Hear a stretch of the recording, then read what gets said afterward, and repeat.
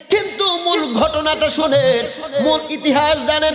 তারিখের কিতাবগুলো ভালো করে স্টাডি করলে আপনারা দেখতে পারবেন আবিসিনিয়ার বাদশা আব্রাহা যেই মাত্র আল্লাহর খানে কাবাঘর আক্রমণ করার জন্য আসলো, আব্দুল মুত্তালিব ডাক দিয়া কই মালিক, এই আব্রাহা বাদশার সঙ্গে আমি শক্তি দিয়ে আমি লড়াই করে পারবো না। তোমার ঘর খানায় কাবা তুমি আল্লাহ নিজে কুদরতি ভাবে তুমি হেফাজত করে নাও।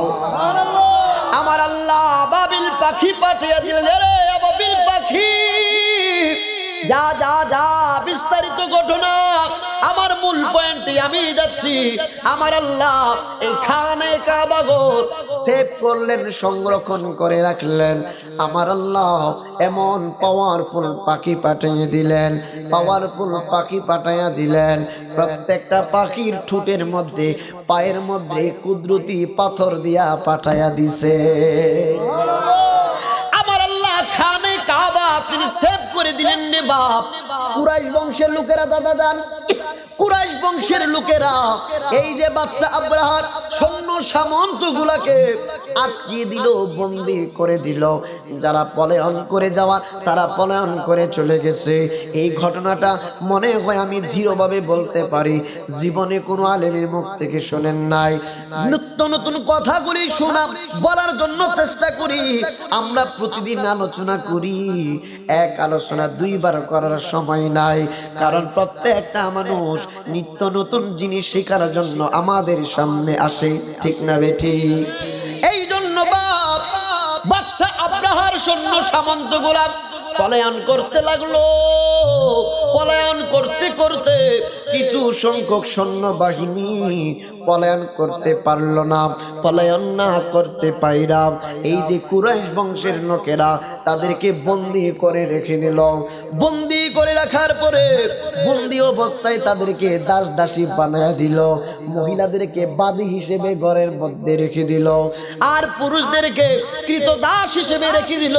কারণ ওই জমানায় দাস প্রথার প্রচলন ছিল, এই জমানায় এখনো দাস প্রথার প্রচলন নাই, ঠিক না বেটি?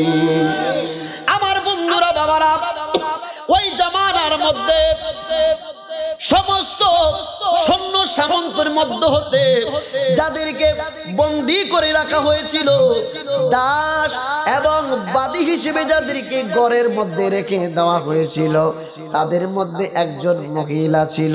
ওই মহিলার নাম আজকে প্রথম শুনবেন। ওই মহিলার নাম হচ্ছে হামামা। ওই মহিলা একটা ঘরের মধ্যে বাদী হিসেবে ছিল, কাজ করতে বড় চমৎকার। আর একটা লোক ছিল, তার বাড়িও আবিসিনিয়ার মধ্যে ছিল। ওই লোকটার নাম ছিল রাবাহ। ওই লোকটার নাম ছিল রাবাহ আও রিবা। রাবা নামক পুরুষটার সঙ্গে এই বাদী নামক হামামা মহিলাটার বিবাহ হইয়া গেছে। বিবাহ হইয়া যাওয়ার পরে ওই হামামা এবং ওই রাবা এই স্বামী স্ত্রীর গর্ভ থেকে যে সন্তান জন্মগ্রহণ করেছেন তিনি আর অন্য কেহ না, তিনি ইসলামের প্রথম মুয়াজ্জিন, যার নাম হচ্ছে হযরতে বেলাল রাদিয়াল্লাহু তাআলা। আমার বন্ধুরা, বাবারা, গভীর মনোযোগ, খুব মনোযোগ। এই যে বাবা স্বামী স্ত্রী দুইজনে, একজনে দাস আরেকজনে হচ্ছে বাদী। মানুষের বাড়িতে দাস প্রথা ছিল, এলাকার মধ্যে দাস প্রথা থাকার কারণে মানুষের বাড়িতে দাস হয়ে বাদী হয়ে কাজ করতে লাগলো। হযরতে বেলাল আস্তে আস্তে করে তিনি বড় হতে লাগলেন। মূল ইতিহাসটা আমি বলে দিচ্ছি। সবাই তো অনেক কথা বলে, কিছু কথা আবার মিথ্যাও বানায়া বলে, সঠিক ইতিহাসটা তুলে ধরা বড় মুশকিল হয়ে গেছে। হযরতে বেলাল হাবশী রাদিয়াল্লাহু তাআলা আনহু তিনি আস্তে আস্তে করে বড় হতে লাগলেন। হঠাৎ করে হযরতে বেলাল হাবশী রাদিয়াল্লাহু তাআলা আনহু ওনার আব্বা আম্মা এই দুনিয়া থেকে চিরবিদায় নিয়ে অন্ধকার কবর দেশের পাড়ি জমাইলেন। একবার জুড়ে বলা যাবে কি আল্লাহু আকবার? হযরতে বেলাল একা হয়ে গেছে। একা হয়ে গেছে। ওনাকে রেখে গেছেন কার কাছে জানেননি? জিনার কাছে রেখে গিয়েছিলেন। ইতিহাস কিতাবের মধ্যে পাবেন তিনার নাম হচ্ছে খলফ, ওনার নাম হচ্ছে খলফ। খলফের কাছে হযরতে বেলালকে রেখে গেলেন। যেহেতু তার বাবা একজনের দাস ছিল, কৃতদাস ছিল, হযরতে বেলাল নিয়ম মোতাবেক একজনের কৃতদাস হয়ে গেল। খলফ কি করলো? হযরতে বেলালের সঙ্গে মিষ্টি মিষ্টি ব্যবহার করতো না, হযরতে বেলালকে মাঝে মধ্যে অত্যাচার করত। হযরতে বেলাল এত কষ্টের মধ্যেও নিজের জীবনটাকে সামনের দিকে এগিয়ে নিয়ে যেতে লাগলো। আমার কথাগুলো একটু মনোযোগ দিয়ে শোনা লাগবে বাপ। আমি স্পষ্ট ভাষায় কথা বলি, আমি ঘুরিয়ে ফিরিয়ে কথা বলার অভ্যাস নাই। যাহা বলবো স্পষ্ট ভাষায় বলবো। হাবিব ভাই ভালো করে বিষয়টা জানেন। আমার বন্ধুরা বাবারা একটু মনোযোগ দিলে বুঝতে পারবেন গো। ইসলামের প্রথম মুয়াজ্জিন হযরতে বেলাল হাবশী রাদিয়াল্লাহু তাআলা আনহু, তিনি কত কষ্ট করেছেন। হযরতে বেলাল কৃতদাস হয়ে জীবন কাটাইতে লাগলেন। হঠাৎ করে খলফ উনার মনিবের ইন্তেকাল হয়ে গেল, দুনিয়া থেকে তিনি বিদায় গ্রহণ করলেন। ওই খলফের সন্তানের নাম ছিল উমাইয়া। এই উমাইয়ার কাছে হযরতে বেলাল এখন এই মুহূর্তে কৃতদাস হিসেবে আছে। উমাইয়া বড় ছিল অত্যাচারী, উমাইয়া বড় ছিল সে জুলুমকারী, সে মানুষের সঙ্গে ভালো ব্যবহার করত না। হযরতে বেলাল হাবশী রাদিয়াল্লাহু তাআলা আনহু, তিনি দেখলেন গো সময় মতো কাজ করে দেওয়ার পরেও উমাইয়া বেলালের সঙ্গে অত্যাচার, উমাইয়া বেলালের সঙ্গে খারাপ ব্যবহার করে। বেলাল ডাক দিয়া কই, মনি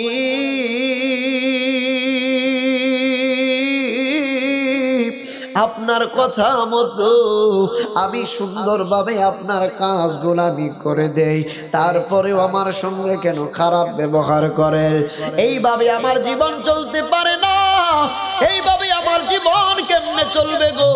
হযরতে বেলাল তিনি পেরেশানির মধ্যে পড়ে গেলেন। ওই দিক দিয়া ওনার আরেকজন বন্ধু ছিল, ওনার আরেকজন বন্ধু ছিল। ইতিহাসের মধ্যে আমি বড় চমৎকার ভাবে পেয়ে গেলাম, যার নাম হচ্ছে হযরতে আম্মার।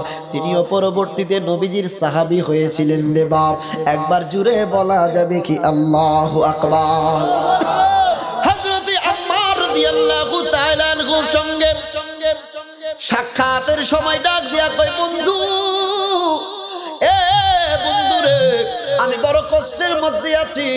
বেলাল, বন্ধু বেলাল গো, কিরকম কষ্টের মধ্যে আছো? বন্ধুরে, আমাকে বড় অত্যাচার করা হয়, আমার উপরে বড় জুলুম করা হয়। হে বন্ধু, এই রকম জীবন আমার আর ভালো লাগে না, এই রকম জীবন আমার আর ভালো লাগে না। এই রকম জীবন থেকে আমি মুক্তি চাই রে আমার বন্ধু, তুমি পরামর্শ দাও। এইভাবে দুইজন বন্ধু মাঝে মাঝে পরামর্শের জন্য বসে। হঠাৎ করে হযরতে বেলাল, আমি আর এই কৃতদাস হিসেবে থাকতে পারবো না, আমি এই জীবন থেকে মুক্তি চাই। আম্মার রাদিয়াল্লাহু তাআলা আনহু ডাক দিয়া কয়, বেলাল, ও বেলাল রে, মুহাম্মদ সাল্লাল্লাহু আলাইহি ওয়াসাল্লাম তিনি একজন আল্লাহর পয়গম্বর, তিনি একজন আল্লাহর রাসূল।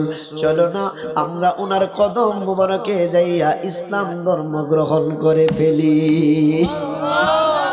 হযরতে বেলালকে ইসলাম ধর্মের প্রতি আকর্ষণ করা হলো। হযরতে বেলাল কি করলেন? গোপনে যাইয়া গো আমার নবী, আপনার নবীজির কদম মুবারকে ইসলাম তিনি গ্রহণ করে ফেললেন। ইসলাম গ্রহণ করার পরে হযরতে বেলালের জবান নিয়ে শুধু আসে লা ইলাহা ইল্লাল্লাহ মুহাম্মাদুর রাসূলুল্লাহ, লা ইলাহা ইল্লাল্লাহ মুহাম্মাদুর রাসূলুল্লাহ সাল্লাল্লাহু আলাইহি ওয়াসাল্লাম। বেলাল যেই মাত্র জিকির করে, মুনিবের অগোচরে জিকির গোড়া চলে। একদিন উমাইয়া দেখে ফেলল, শুনতে পেল, ডাক দিয়া কয়, বেলাল তুমি গোপনে কার জিকির করবে বেলাল? ওই জিনার ধর্ম গ্রহণ করেছি, যেই মালিক আমাকে সৃষ্টি করেছে ওই মালিকের জিকির আমি হযরতে বেলাল করি। উমাইয়া ডাক দিয়া কয়, বেলাল লা ইলাহা ইল্লাল্লাহর জিকির যদি বন্ধ না করো তাহলে তোমার উপরে জুলুম করা হবে, তোমাকে বড় পানিশমেন্ট পেতে হবে। হযরতে বেলাল ডাক দিয়া কয়, মালিক ও আমার মুনিব, আমাকে যত কষ্ট দেন না কেন আমার জবান থেকে লা ইলাহা ইল্লাল্লাহর জিকির আপনি নিতে পারবেন না, লা ইলাহা ইল্লাল্লাহর জিকির আপনি বন্ধ করতে পারবেন না। হযরতে বেলাল রাদিয়াল্লাহু তাআলা আনহুকে এই দিক দিয়া বলা হলো, হযরতে বেলালে এই যে গায়ে কাপড়টা তোমরা খুলে দাও, কাপড়টা খুলে দিয়ে চাবুক দিয়ে পিঠের মধ্যে আঘাত করো। আঘাতের যন্ত্রণা সহ্য যদি না করতে পারে হযরতে বেলাল এমনিতে লা ইলাহা ইল্লাল্লাহর জিকির ছেড়ে দিবে। একবার জুড়ে বলা যাবে কিনা আউযুবিল্লাহ। হযরতে বেলালের গায়ের মধ্যে গো চাবুকের আঘাত দেয়, অত্যাচার করে আঘাত করে হযরতে বেলাল রাদিয়াল্লাহু তাআলা আনহু নবীর মহব্বত নিয়ে শুধু মাওলার জিকিরের মধ্যে মশগুল হয়ে যায়। আল্লাহ রাব্বুল আলামিনের জিকিরের মধ্যে তিনি সদা সর্বদা থাকে। হযরতে বেলালকে ইনজিমেন্ট টাইমে কি করা হলো, দুইটা হাত বেঁধে দেওয়া হলো, দুইটা হাত বেঁধে দিয়ে দুইটা পা বেঁধে দিয়ে চক্ষুটা বন্ধ করে দিয়ে হযরতে বেলালকে একটা সোয়ারের পিছনে বেঁধে এই যে মরুময় বালুকাময় প্রান্তর দিয়া ইট পাক্কেলের উপর দিয়া হযরতে বেলালকে ইঞ্জিন এইভাবে টানা খেসলা শুরু করতে লাগলো। টানতে টানতে বেলালের পিঠ গুলা পেট গুলা এই যে ফিনকি দিয়া রক্ত ঝরছে, কারণ ইট পাক্কেলের কণাগুলা ইট পাক্কেল গুলা যখন শরীরের মধ্যে ঘর্ষণ হয় চামড়া গুলা ছিঁড়ে যায়, রক্ত ফিনকি দিয়া ঝরে যায়।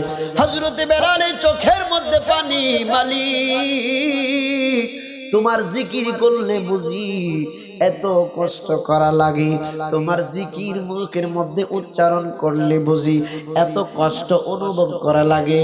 হযরত বেলালের জিহ্বা মুবারক থেকে আল্লাহর জিকিরের তাসবিহ ছুটাইতে পারল না।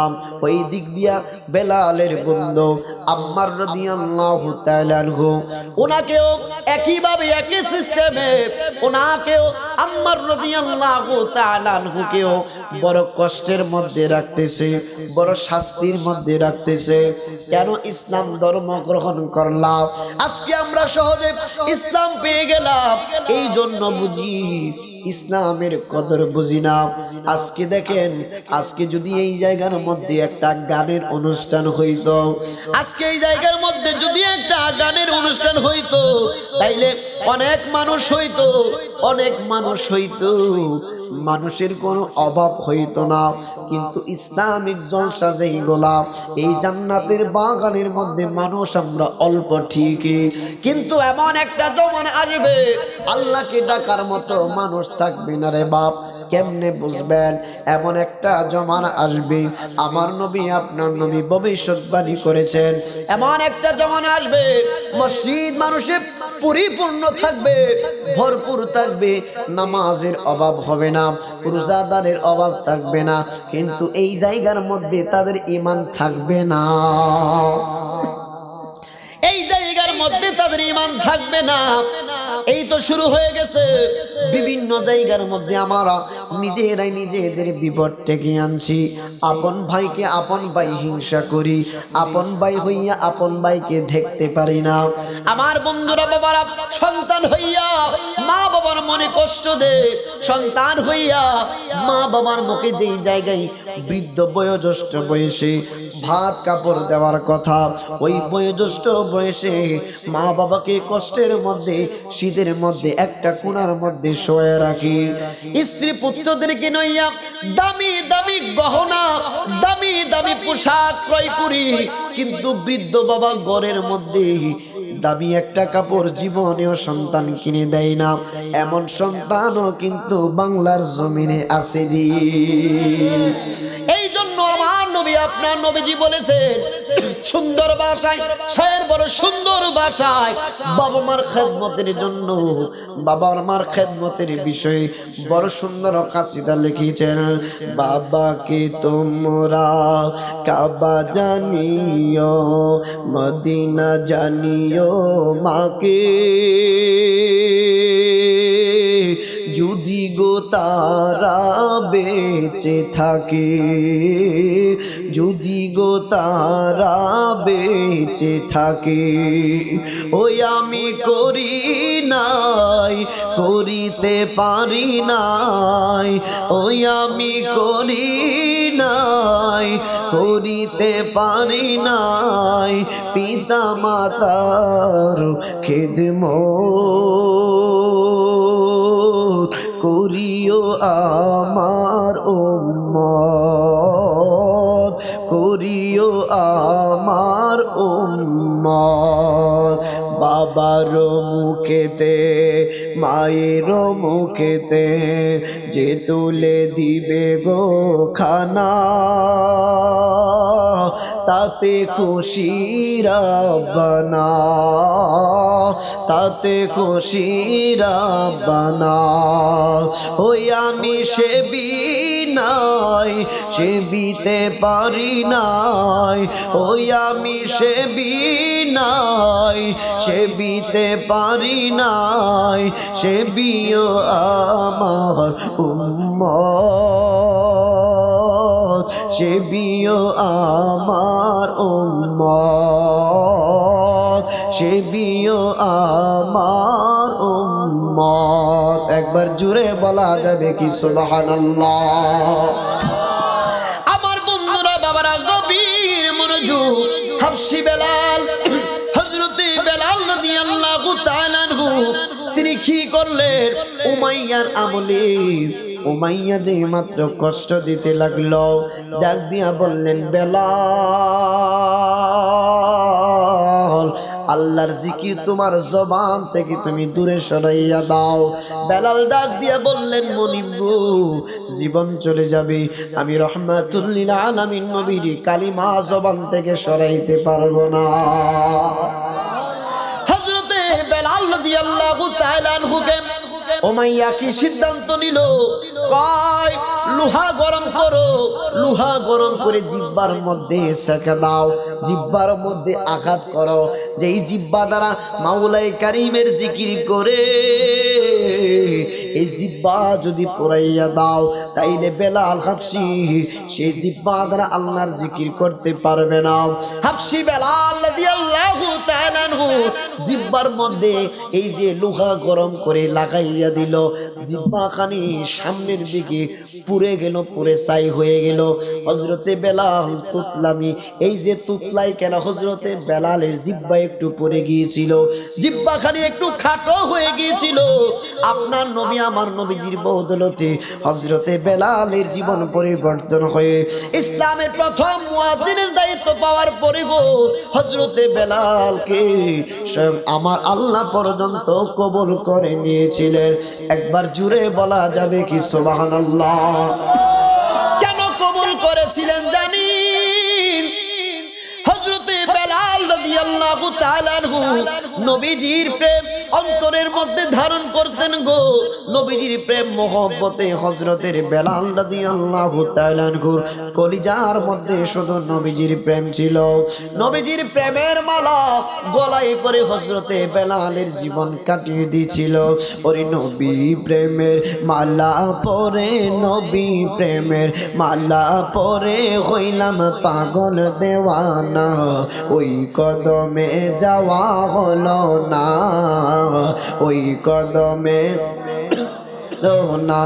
বলুন নবী প্রেমের মালা পরে, নবী প্রেমের মালা পরে হইলাম পাগল দেওয়ানা, ওই কদমে হলো না, ওই কদমে যাওয়া। ওরে যে পড়েছে নবীর টানে, সেই তো নবীর কদর জানে গো ওরে যে পড়েছে নবীর টানে সেই তো নবীর কদর জানে গো ওরে মধুর বাণী শুনবি কানে মধুর বাণী শুনবি কানে হইলে তাহার দেওয়ানা ওই কদমে যাওয়া হলো না ওই কদমে যাওয়া ওরে আগে ঈমান তাজা করো পরে রোজা নামাজ পড়ো গো সুবহানাল্লাহ কোন ওরে আগে ঈমান তাজা করো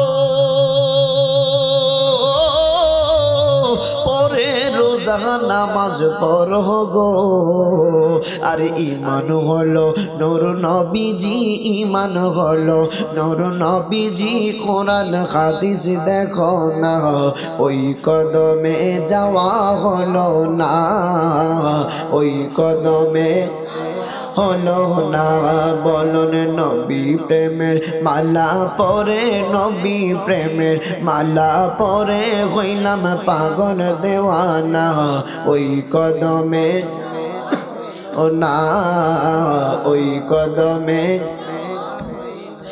হযরত বেলাল উমাইয়ার দরবার থেকে মুনিব কৃতদাস থেকে দাস প্রথা থেকে মুক্তি হয়ে গেল রে বাপ অনেক ঘটনা মূল মূল কথাগুলি বলে দিয়ে যায় হযরতে বেলাল চলে আসলেন নবীজির কদম মোবারকে আসার পরে হযরতে বেলাল সময় সাপেক্ষে যেই মাত্র নামাজের আইন প্রতিষ্ঠা হয়ে গেল আপনার নবী আমার নবীজি রাহমাতুল লিল আলামিন নবীজি হযরতে বেলালকে ইসলামের প্রথম মুয়াজ্জিন বানায়া দিলেন হযরতে বেলাল আযান দেওয়া শুরু করলেন এই যে মসজিদের মধ্যে আপনার নামাজ পড়তে যান বাপ একটা অনুরোধ করে দিয়ে বলে যায় কেউ যদি আল্লাহকে রাজি খুশি করার জন্য আল্লাহর কুদরতি কদম মোবারকে সিজদা দেয় তার জীবনের গুনাহ আমার আল্লাহ সরাসরি মাফ করে দেয়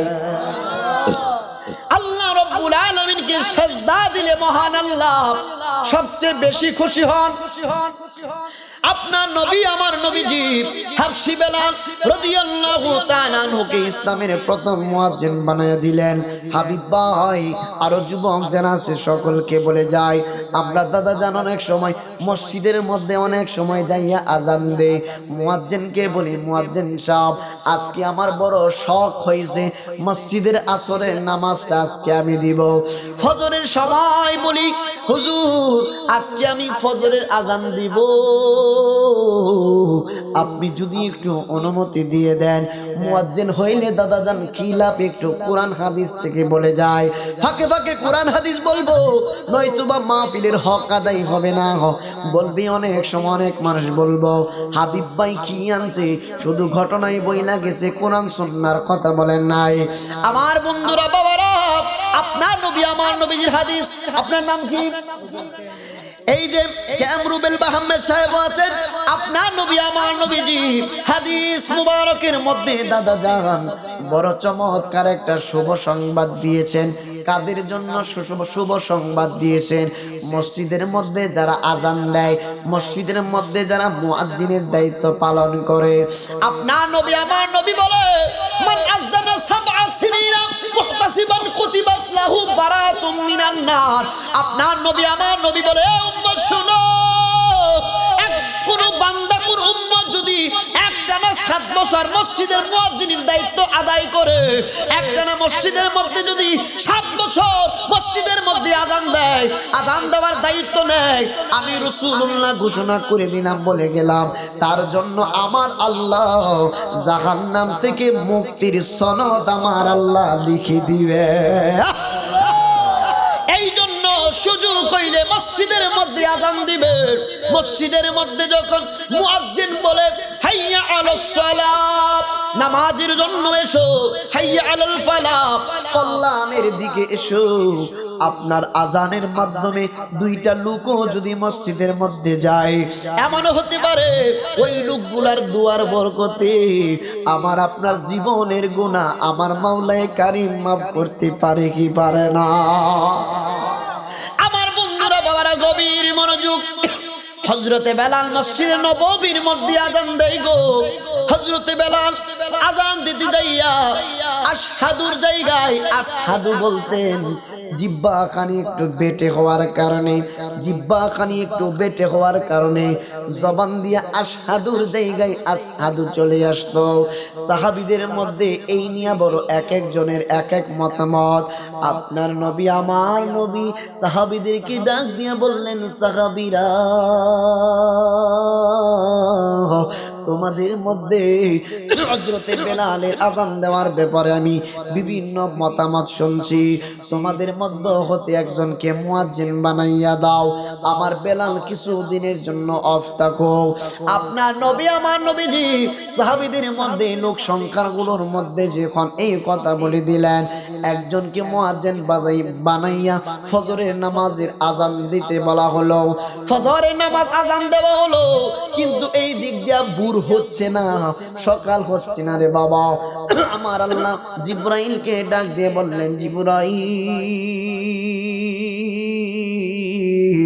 আজকে মসজিদে নববীর মধ্যে কি আজান হয় নাই রে জিবরাইল? ওরে জিবরাইল, মসজিদে নববীর মধ্যে কি আজান হয় নাই? জিবরাইল একটা দৌড় মারলেন নবীর কদম মুবারকে, যাইয়া ডাক দিয়া কই, নবীজি, মসজিদে নববীর মধ্যে কি হযরতে বেলাল আজান দেয় নাই? নবী গো, আমার আল্লাহ খবর পাঠাইছি। জিবরাইল আলাইহিস সালামের কথা শুনে নবী আমার ডাক দিয়ে বললেন, জিবরাইল রে, এই ঘটনা হযরতে বেলালের পরিবর্তে অন্যজন আজান দিয়েছে। জিবরাইল ডাক দিয়া কই, নবী গো, আমার আল্লাহ খবর পাঠাইছে, বেলাল যখন আজান দেয়, বেলালের আজানের আওয়াজটা আমার আল্লাহর আরশে আযিমের চৌকাঠ পর্যন্ত পৌঁছে যায়। আজকে আল্লাহর দরবারে আজান পৌঁছাই নাই, আল্লাহর দরবারে আজান পৌঁছাই নাই গো। বোর হবে না হযরতে বেলাল রাদিয়াল্লাহু তাআলা আনহু যতক্ষণ পর্যন্ত আজান দিবে না, ততক্ষণ পর্যন্ত বোর হবে না। আমার আল্লাহ রাব্বুল আলামিনের হুকুমে হযরতে বেলালকে বলা হলো আজান দাও। হযরতে বেলালকে বলা হলো আজান দাও।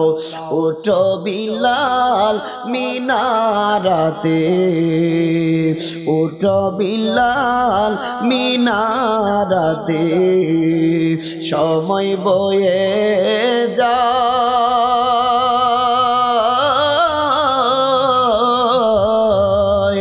আজান দাও গো মধুর সুরে, শুনবার মনে চায়। ওরে আজান দাও গো মধুর সুরে, শুনবার মনে চায়। সুবহানাল্লাহ। ওরে সর্বলোকে কথা মতো ওঠে বিলাল মিনারাতে। ওরে সর্বলোকে কথা মতে ওঠে বিলাল মিনারাতে। এমন একজন নবীর পাগল খুঁজে পাওয়া দায়।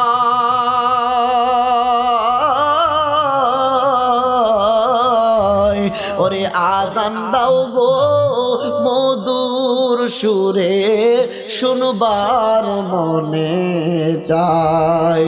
ওরে আজান দাও গো মধুর সুরে, শুনবার মনে চায়। বিল্লাল যখন আজান দিল, প্রাণ পাখিটা উড়ে গেল। মুহাম্মদ নাম বলার সঙ্গে বিল্লাল পরে যায়।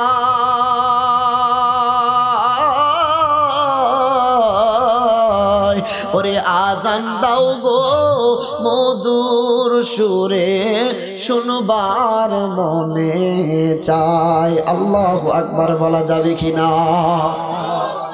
হযরতে বেলাল নবীজির কথা মতো মসজিদে নববীর মধ্যে আযান দিলেন গো। আপনার নবী আমার নবীজি অসংখ্য অসংখ্যবার মসজিদে নববীর মধ্যে নামাজ পড়াতেন। হযরতে বেলাল ছিলেন নবীর মুয়াজ্জিন, হযরতে বেলাল ছিলেন নবীর মুয়াজ্জিন। আপনার নবী আমার নবীজি একদিন কোনো একটা কাজ করার জন্য আমার নবী আপনার নবী চলে গেলেন অন্য একটা গোত্রের মধ্যে, অন্য একটা গোত্রের মধ্যে একটা সমস্যার সমাধান করার জন্য। এই দিক দিয়া নামাজের সময় পেরিয়ে যাচ্ছে। হযরতে আবু বকর সিদ্দিক রাদিয়াল্লাহু তাআলা আনহু এই মসজিদে নববীর মধ্যে উপস্থিত। হযরতে বেলাল ডাক দিয়া বললেন, আবু বকর আপনি যদি কিছু না মনে করেন আমার ইকামতের মাধ্যমে আপনি যদি নামাজটা একটু আদায় করে নিতেন। যারা এই হাদিসটা আমি বুখারী থেকে বলছি, বুখারী শরীফ, যারা ইসলামিক ফাউন্ডেশন, যারা আরবি টু আরবি পড়তে পারেন না তাদের সহজের জন্য আমি বলে দিয়ে যাই। ইসলামিক ফাউন্ডেশন পঞ্চম খণ্ডের প্রথম হাদিসটাই দেখবেন। এই হাদিসটাও হযরতে বেলাল হাবশী রাদিয়াল্লাহু তাআলা আনহু ডাক দিয়া বললেন, আবু বকর আপনি যদি দয়া করে আমার নবীজির পরিবর্তে ইমামতি করতেন। আবু বকর সিদ্দিক রাদিয়াল্লাহু তাআলা আনহু নামাজের মুসল্লার মধ্যে দাঁড়িয়ে গেলেন। আমি 3 ঘন্টার আলোচনা 1.5 ঘন্টায় করে যাব। আমি ডানে বামে কোনো কথা বলছি না, বেশি কথা বলে আজাইরা কথা বলে আমি সময় নষ্ট করছি না হাবিব ভাই। হযরতে আবু বকর সিদ্দিক রাদিয়াল্লাহু তাআলা আনহু হযরতে বেলালের কথা মতো নামাজের মুসল্লার মধ্যে দাঁড়িয়ে গেলেন। দেখেন নবীজির প্রতি সাহাবা কেরামের কেমন মহব্বত ছিল। আজকে আমরা 60 বছর 50 বছর হায়াত পাওয়ার পরে যদি দেখবেন রেগুলারলি মসজিদের সাথে আমাদের একটা কানেকশন হয়ে যায়। অনেকে লেবাসদারি হিসেবে 24 ঘন্টা টুপি মাথায় দিয়ে, যারা মাথার মধ্যে টুপি দেয় না তাদেরকে হিংসা করে বিভিন্ন খারাপ ভাষায় কথা বলে, টিটকারি করলে, খারাপ কথা বললে আমার আপনার কথার মাধ্যমে অন্য কোনো মানুষ ভালো হবে না, বরঞ্চ খারাপ হবে। আমার আপনার সুন্দর ব্যবহারের মাধ্যমে মানুষদেরকে মসজিদের মধ্যে আনতে হবে, ঠিক না বেঠি? আজকে আমলের বড়াই দেখাচ্ছে, আজকে আমলের বড়াই দেখাচ্ছে। আরে বাবা, বুখারী শরীফের 911 পৃষ্ঠা আপনি খুলে দেখেন। হযরতে আনাস রাদিয়াল্লাহু তাআলা আনহু বর্ণনা করে, রাবী বলেন একজন সাহাবী আয়েশা আমার নবী আপনার নবীর কদম মোবারকে হাজির হয়ে গেছে। আয়েশা ডাক দিয়া কই, নবী গো,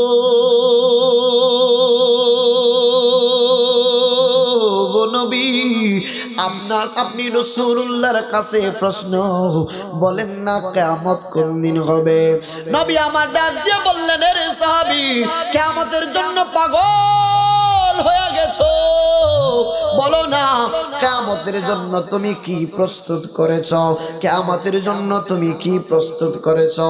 সাহাবী ডাক দিয়ে বললেন, নবী গো কিয়ামতের জন্য আমি সাহাবীর বেশি পরিমাণ নামাজ নাই, কিয়ামতের জন্য বেশি পরিমাণ নামাজ সংরক্ষণ করতে পারে নাই, কিয়ামতের জন্য বেশি পরিমাণ রোজা সংরক্ষণ করতে পারি নাই, কিয়ামতের জন্য বেশি পরিমাণ সদকায়ে জারিয়া আমি সংরক্ষণ করতে পারি নাই। ইল্লা হে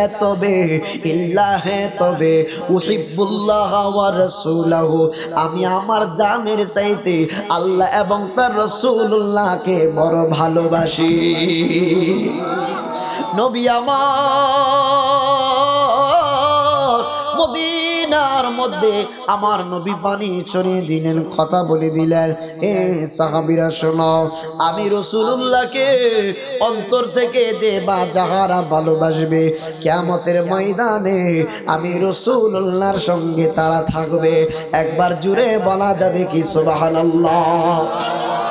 আমার নবী আপনার নবী যেই মাত্র এই কথা বললেন মদিনার প্রত্যেক ঘরে ঘরে, মদিনার প্রত্যেক পাড়ায় পাড়ায়, মদিনার প্রত্যেক মহল্লায় মহল্লায়, মদিনার প্রত্যেক মহল্লার যুবকরা পর্যন্ত, বৃদ্ধ নারীরা, বৃদ্ধ বয়োজ্যেষ্ঠ পুরুষ মানুষগুলা, তাদের ঈদ আসলে যেমনি করে আমাদের মনে আনন্দের হিল্লোল বয়ে যায়, আমরা আনন্দ উল্লাস করি।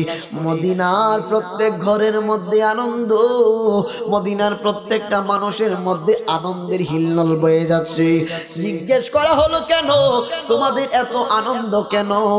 ভাই রাহমাতুল লিল আলামিন নবী বলেছেন, নবীকে অন্তর থেকে যারা বা যে ব্যক্তি ভালোবাসবে, কিয়ামতের ময়দানে আমার রাসূলুল্লাহর সঙ্গে নাকি সে থাকবে। মদিনার মধ্যে এত আনন্দ, নবীর সাহাবীদের নামাজের অভাব নাই, নবীর সাহাবীদের মধ্যে রোজার অভাব নাই, নবীর সাহাবীদের দান সদকায়ে জারিয়ার অভাব নাই, নবীর সাহাবাগণের নেক আমলের অভাব নাই। কিন্তু নামাজের বড়াইগিরি অহংকার করতেন না দাদা ভাই কোনদিন। কারণ আমি আপনি যতই ইবাদত করে না কেন, কিয়ামতের ময়দানে যদি আমার নবী আপনার নবী বলে, মালিক আমার এই লোকটা আমাকে নবী হিসেবে, আমি নবীতে সে সাক্ষ্য দিচ্ছে, আমার উম্মত হিসেবে সে বলতেছে, কিন্তু আমি নবী তারে চিনি না। বলেন তো, নবী যদি বলে তোমারে চিনি না, তাইলে আমল দিয়া কোনো লাভ হইব নি? আমার বন্ধুরা, বাবা, হযরত আবু বকর সিদ্দিক রাদিয়াল্লাহু তাআলা আনহু, বুখারীর হাদিস, আল্লাহু আকবার বলে নামাজের মধ্যে দাঁড়িয়ে গেলেন। এই দিক দিয়ে নামাজ শুরু হয়ে গেছে, নামাজ শুরু হয়ে গেছে, মাঝ পথে দাদা যান আমার নবী আপনার নবীজি মসজিদে নববীর মধ্যে প্রবেশ করলেন, মসজিদে নববীর মধ্যে প্রবেশ করলেন। আমার নবী পিছন দিক দিয়া প্রথম কাতার যেই মাত্র ক্রস করছে গো, সাহাবীরা এইভাবে তরিনা বাইতা আমরা নামাজ পড়ি হাবিব ভাই, এইভাবে নামাজ পড়ি। আপনি যদি নামাজের ভিতরে হাতটা এইভাবে ছেড়ে দেন, নামাজ আর থাকবো নি, নামাজ থাকবে না। হাতটা যদি নামাজের ভিতরে এইভাবে ছেড়ে দেন, নামাজ থাকবো নি, নামাজ থাকবে না রে বাপ, নামাজ বাতিল হয়ে যাবে, ফাসিদ হয়ে যাবে। কিন্তু নবীজির সাহাবা কেরাম কি করলেন? নামাজের ভিতরে আমার নবীকে দেখা মাত্র দুইটা হাত সাইরা দিয়া এইভাবে তালি বাজাইতে লাগলেন। একবার জুড়ে বলা যাবে কি সুবহানাল্লাহ? এইভাবে তালি বাজাইতে লাগলো। আপনার নবী আমার নবীজি দ্বিতীয় কাতার যেই মাত্র পিছন দিক থেকে দ্বিতীয় কাতার যেই মাত্র অতিক্রান্ত হলেন, অতিক্রম করলেন, দ্বিতীয় কাতারের সাহাবা কারাম পর্যন্ত এইভাবে হাতের মধ্যে তালি দিতে লাগলো। যেই মাত্র নবী আমার প্রথম কাতারের মধ্যে তিনি দাঁড়িয়ে গেলেন, আবু বকর সিদ্দিক রাদিয়াল্লাহু তাআলা আনহু তিনি বুঝে ফেললেন অন্য কেহর আগমন ঘটে নাই, রহমাতুল লিল আলামিন নবীজি বুঝি আগমন ঘটেছে। নবী আমার পিছনে দাঁড়াইয়া রইছে গো। আবু বকর সিদ্দিক রাদিয়াল্লাহু তাআলা আনহু নামাজের ভিতরে তরিনা সাইনা দিয়া এইভাবে আমাদের মতো দোয়া শুরু করেছে। নামাজের ভিতরে আপনি যত বড় আলেম হন না কেন, যত বড় ফকি হন না কেন, যত বড় আল্লাহর ওলি হন না কেন, নামাজের ভিতরে তরিনা সাইনা দিয়া এইভাবে মোনাজাত দলে নামাজ থাকবে না, বাদ হয়ে যাইবে, নতুন কইরা নামাজ আদায় করা লাগবো। কিন্তু গো আবু বকর সিদ্দিক রাদিয়াল্লাহু তাআলা আনহু নামাজের ভিতরে দোয়া মোনাজাত দললেন, মোনাজাত শেষ কইরা পিছনের দিকে সরে আসতে যাচ্ছেন। নবী আমার ইশারা দিয়ে বললেন, আবু বকর বাকি নামাজটুকু আদায় করে নাও রে আবু বকর, পিছনে আসার দরকার নাই। আবু বকর মানলেন না, কমেন্টস মানলেন না। আবু বকর কমেন্টস এই জন্য মানে নাই, আবু বকর চিন্তা করলেন নবীকে পিছনে রাইখা নামাজ আদায় করার মতো আমি আবু বকরের কোনো যোগ্যতা নাই। সুবহানাল্লাহ, মহব্বতের বিষয় রে বাপ। আবু বকর পিছনে চলে আসলেন, আপনার নবী আমার নবীজি বাকি নামাজ আদায় করলেন। আবু বকর আমি ইশারা করলাম, নামাজ পড়াইলা না কেন? নবী গো আপনি নবীজির উপরে ইমাম কেউ হতে পারে না, আপনি সমস্ত নবীগণের নবী, আপনি সমস্ত রসুলগণের রসুল, আপনি হচ্ছেন ইমামুল আম্বিয়া, আপনি সমস্ত আম্বিয়া আলাইহিস সালাম গণের ইমাম, আপনি রাসূলুল্লাহর কোনো ইমাম হতে পারে না। ইয়া রাসূলুল্লাহ, নবীজি আপনি রাসূলুল্লাহকে পিছনে রেখে আমি সিদ্দিক আকবর নামাজ আদায় করতে পারি না, এই জন্য পিছনে সরে আসলাম। এই ছিল সিদ্দিক আকবর সমস্ত সাহাবা কেরামের ভালোবাসা। কিন্তু আজকে আমরা তো ফাতা পড়াশোনা করে কি করেছি কি করি নাই, আমাদের দুই একটা আমল আল্লাহ কবুল করেছি কি করে নাই জানি না। আমরা আজকে আমলের বড়াই দেখাই। আপনি যতই আমল করেন না কেন, আপনার হাত থেকে যদি আপনার পাড়া প্রতিবেশী নিরাপদ না থাকে, আপনার জবান থেকে যদি আপনার পাড়া প্রতিবেশী নিরাপদ না থাকে, আপনি তো প্রকৃত মুসলমানই হতে পারবেন না। আমল দিয়া এত বড়াইগিরি। কিতাবের নাম সহিহুল বুখারী, কিতাবের নাম সহিহ মুসলিম, মুত্তাফাকুন আলাইহি। সহিহ এবং সহিহ বুখারী, সহিহ মুসলিম বিল ইত্তেফাক, দুইটা কিতাবের মধ্যে কিতাবুল ঈমানের মধ্যে হাদিস কেন আসছে, ওনাদেরকে জিজ্ঞেস করবেন, বলে দিবে।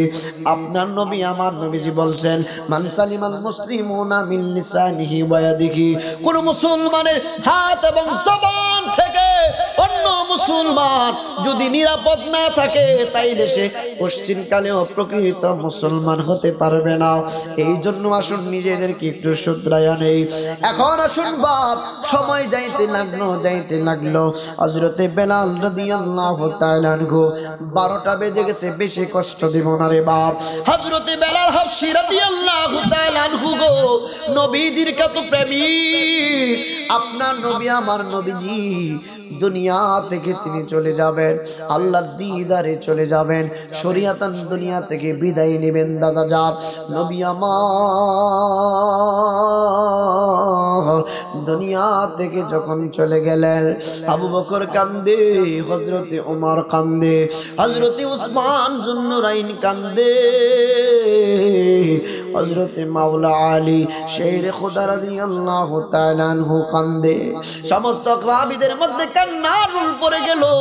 আহা বাবা, আল মাওয়াহিবুল্লাহ দুনিয়া ইমাম শিহাবুদ্দিন কস্তলানী রাহমাতুল্লাহি আলাইহি বড় চমৎকার বয়ান করেছেন।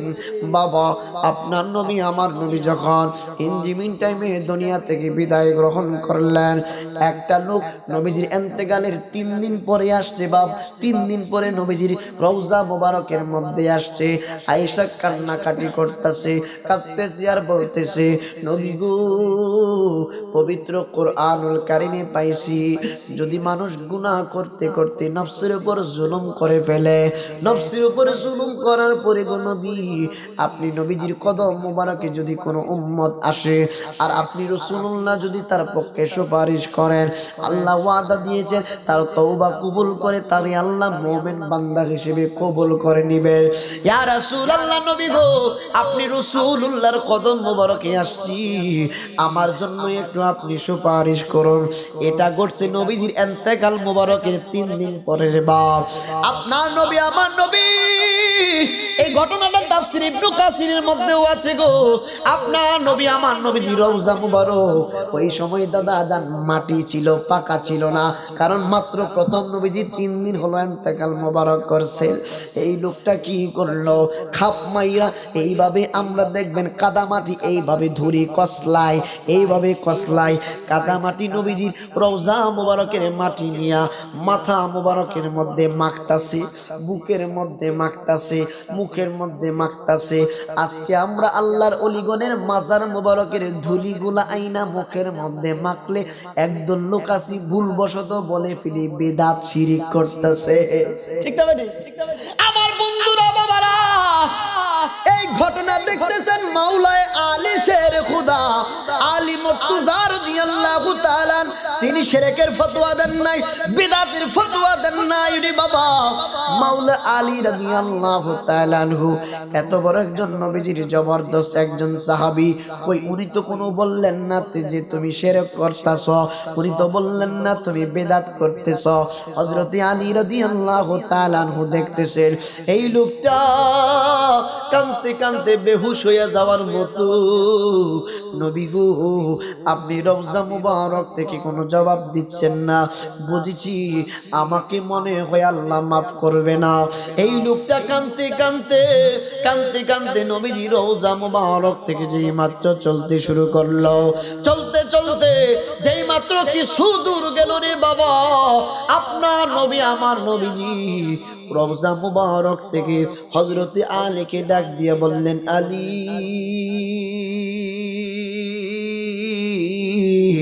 এই লোকটাকে ডাক দাও, আর এই লোকটাকে ডাক দিয়ে বলে দাও আমার আল্লাহ তার জীবনের সমস্ত গুনাহ মাফ করে দিয়েছে। তার জীবনের সমস্ত গুনাহ আমার আল্লাহ মাফ কইরা দিছে। আরে আলী জানিয়ে দাও আমি রাসূলুল্লাহ সুপারিশের মাধ্যমে আমার আল্লাহ তার জীবনের গুনাহ মাফ করে দিছে। এখানে ম্যাক্সিমাম যুবক বৃন্দরা আছো, দেখবেন বাবা আমরা সমস্ত আলেম সমস্ত গরনার আলেমরা ওয়াজ করে, আমি কিন্তু কোনো ইন্ডিকেট করে ব্যক্তিগতভাবে কোনো অ্যাটাক মনো কোনো কথা বলি না রে বাপ। আমার কথা হলো সঠিক কথাটা আমার পৌঁছিয়ে দেওয়ার দায়িত্ব, আর গ্রহণ করবেন কি করবেন না এটা আপনাদের দায়িত্ব, ঠিক না বেঠি? আমার বন্ধুরা বাবারা খুব মনোযোগ দিবেন, খুব মনোযোগ দিবেন যুবক বৃন্দরা। কেন তোমাদেরকে বলছি, এই যে এটাকে বলা হয় মোবাইল, এইটাকে বলা হয় মোবাইল, আরবিতে বলা হয় জাওয়ানুন। জাওয়ানুন মানে মোবাইল। এই মোবাইলটার যখন চার্জ ফুরিয়ে যায়, এক্সাম্পল যুবকরা 10% চার্জ, এখন দেখবেন যুবকদের মাথা ঠিক থাকে না, মোবাইলের চার্জ শেষ হয়ে গেলে মাথা ঠিক থাকে না, কোন সময় মোবাইলের চার্জ করব, কোন সময় মোবাইলের চার্জ কইরা কোন সময় ফেসবুকের মধ্যে ঢুকবো, কোন সময় ফেসবুকে বিভিন্ন ভিডিও ক্লিপ দেখব, বিভিন্ন ইউটিউবে গিয়ে টিপাটিপি করব। কিন্তু মোবাইলের চার্জ ফুরাইয়া গেলে যেমনি করে তোমার অন্তরের মধ্যে শান্তি লাগে না, কোন সময় মোবাইলের চার্জ করব, ঠিক তদ্রূপভাবে ফজরের নামাজের সময় যখন হয়ে যাবে গো, ফজরের নামাজ যদি তোমার মিস হয়ে যায়, অন্তরের মধ্যে যদি এইরকম ঢেউ ওঠে, মালিক ফজরের নামাজ পড়তে পারলাম না, কত খারাপ লাগতেছে, এইরকম খারাপ যদি ফজরের নামাজ না পড়লে তোমার অন্তরের মধ্যে লাগে, তখন বুঝবা তোমার অন্তরের মধ্যে মাওলাই কারীমের ভয় আছে। যত কিছুই বলো না কেন, আজকে আমি আশরাফুল হক জয়নগরী যত কিছুই বলি না কেন, আজকে যদি আমি মারা যাই, বড় জোর 3 দিন আমার জন্য কাঁদবে। হাবিব ভাই যদি মারা যায়, বড় জোর 3 দিন কাঁদবে, 6 দিনের মাথায় কেউ মনে রাখবে না। আমার আপনার সম্পদগুলা এলাকাবাসী, সন্তান, পাড়া প্রতিবেশীরা মিলে বক্ষণ করবে, ভোগ করবে। আমার আপনার কবরের মধ্যে কেউ একটা দিনের জন্য যাবে না। কবর এত অন্ধকার, এত কঠিন জায়গা রে বাপ, কবরের আযাব এত কঠিন, কবরের আযাব থেকে আমি আপনি সদা সর্বদা আল্লাহর দরবারে পানা চাইতে হবে, কি হবে না? আমার বন্ধুরা বাবারা, এই জন্য বলছি রে বাপ, নবীজির মহব্বত, নবীজির ইশক অন্তরে পয়দা করেন, দেখবেন এমনও হতে পারে আমার আল্লাহ নবীজির মহব্বতে আমার আপনাকে আজকের মাহফিলের ওসিলায় আমাদের এলাকার, আপনাদের এলাকার মধ্যেখানের কবরের আযাব মাফ করতে পারে কি পারে না? আমার বন্ধুরা বাবারা, হাবশী বেলাল নবীজি দুনিয়া থেকে বিদায় গ্রহণ করলেন গো। হাবশী বেলাল সহ সমস্ত সাহাবা কেরাম কান্নার রোল পড়ে গেল। সমস্ত সাহাবা কেরাম নবী নাই নবী নাই বলে হাউমাউ করে কান্দে। যেই নবী রহমাতুল লিল আলামিন নবীজির চেহারা মুবারক দেখলে সাহাবীদের 3 দিনের ক্ষুধা নিবারণ হয়ে যাইত। 3 দিন ধরে উপোস, নবীজির চেহারা মুবারক দেখলে তাদের ক্ষুধার কথা মনে থাকতো না, পেটটা ভইরা যাইত, ক্ষুধা যন্ত্রণা দূর হয়ে যাইত। নবী গো, সাহাবীদের মধ্যে কান্নার রোল পড়ে গেল। আবু বকর সিদ্দিকের ভালো লাগে না, হযরতে ওমরের ভালো লাগে না, হযরতে বেলাল হাবশী রাদিয়াল্লাহু তাআলা আনহু তিনি ডাক দিয়া বললেন, আবু বকর আমি বেলালের ভালো লাগে না, নবী নাই নবী নাই, আপনি যদি একটু অনুমতি দিতেন তাহলে আমি কোন যুদ্ধের মধ্যে চলে যাইতাম। সর্বোত্তম আমলের মধ্যে সর্বোত্তম আমল হলো ফি সাবিলিল্লাহ, ফি সাবিলিল্লাহ কি বলে এটাকে আপনাদের এখানে ভাষায় বলি মানে আল্লাহর রাস্তায় জিহাদ করা। আল্লাহর রাস্তায় জিহাদ করা, আল্লাহর রাস্তায় জিহাদ যদি আমি করতে পারতাম গো, আমি বেলালের জীবন বড় ধন্য হয়ে যাইত। আবু বকর সিদ্দিক রাদিয়াল্লাহু তাআলা আনহু বললেন, বেলাল তুমিও যদি চলে যাও, নবীজি চলে গেলেন, তুমিও যদি চলে যাও, আমি আবু বকর মন সান্ত্বনা দিতে পারবো না, আমি আবু বকরের ভালো লাগবে না গো বেলাল।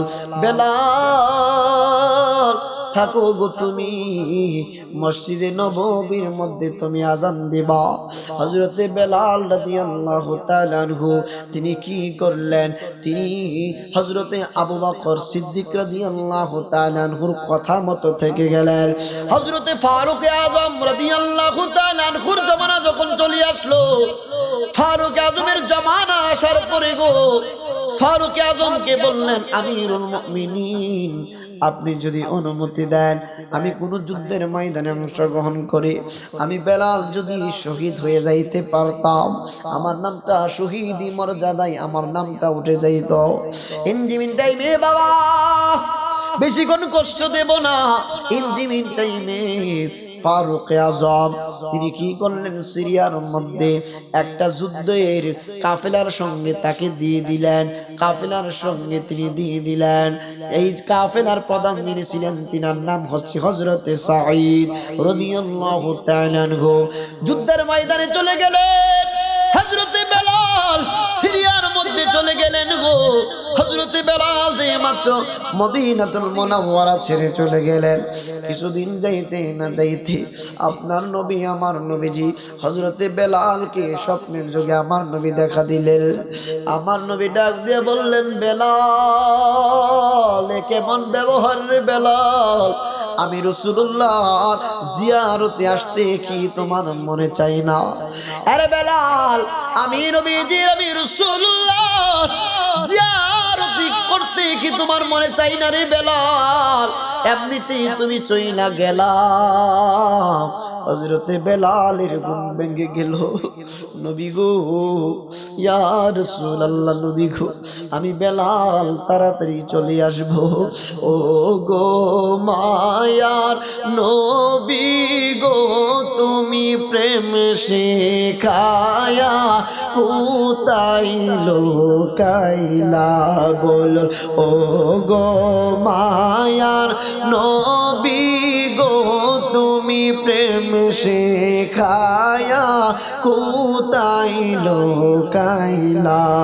আমরা কেমনে যাব তোমার কাছে নবী, কেমনে যাব তোমার কাছে নবী, স্বপ্নে এসে বলো না তুমি প্রেম শেখায়া কোথায় লোকাইলা বল। ও গো মায়ার নবী গো, তুমি প্রেম শেখায়া। হযরতে বেলাল রওয়ানা হয়ে গেলেন মদিনার দিকে। রওয়ানা হতে হতে আস্তে আস্তে নবীজির হুজরা মুবারকে, নবীজির রওজা মুবারকে তিনি চলে আসলেন। আসার পরে হযরতে বেলাল এই যে কিতাবের নাম শিফাউস সিকাম, শিফাউস সিকাম কিতাবের মধ্যে আসছে রে বাপ, হযরতে বেলাল এই যে কপাল মুবারকটা নবীজির হুজরা মুবারকের দিকে লাগাইয়া এইভাবে কপাল ঘষতেছেন আর আমার নবীজির রওজা মুবারক জিয়ারত করতেছেন। হযরতে বেলাল মদিনাতুল মুনাওয়ারায় চলে আসছেন রে বাপ। আসার পরে সর্বপ্রথম যারা দেখেছেন হযরতে বেলালকে, তিনি হচ্ছেন হযরতে ইমাম হাসান এবং হুসাইন। হযরতে ইমাম হাসান এবং হুসাইন আসলেন। আয়েশা ডাক দিয়া কয়, ইসলামের প্রথম মুয়াজ্জিন, ও আমাদের নানার মুয়াজ্জিন, আপনি কোথায় চলে গিয়েছিলেন? আপনি মদিনা ছেড়ে চলে গিয়েছেন আপনার আযান শোনার জন্য। মদিনার মানুষগুলা আশায় আশায় বসে রয়েছে। বেলাল গো, আপনি যদি একটু মদিনার মধ্যে আযান দিতেন বড় চমৎকার হতো, মানুষগুলো আপনার আযানের জন্য